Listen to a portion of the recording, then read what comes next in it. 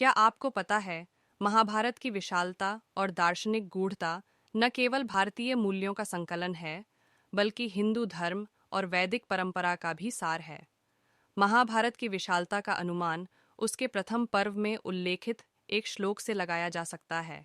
जो यहाँ महाभारत में है, वह आपको संसार में कहीं न कहीं अवश्य मिल जाएगा। जो यहाँ नहीं है, वो संसार में आपको अन्यत्र कहीं नहीं मिलेगा। महाभारत में ऐसा वर्णन आता है कि वेद व्यास जी ने हिमालय की एक पवित्र गुफा में तपस्या में संलग्न तथा ध्यान योग में स्थित होकर महाभारत की घटनाओं का आदि से अंत तक स्मरण कर मन ही मन में महाभारत की रचना कर ली।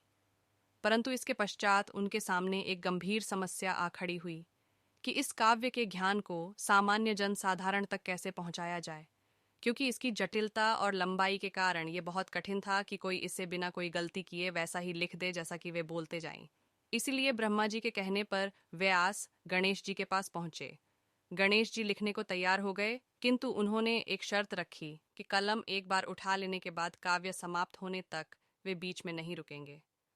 व्यास जी जानते थे कि यह शर्त बहुत कठिनाइयां उत्पन्न कर सकती है, अतः उन्होंने भी अपनी चतुरता से एक शर्त रखी कि कोई भी श्लोक लिखने से पहले गणेश जी को उसका अर्थ समझना होगा।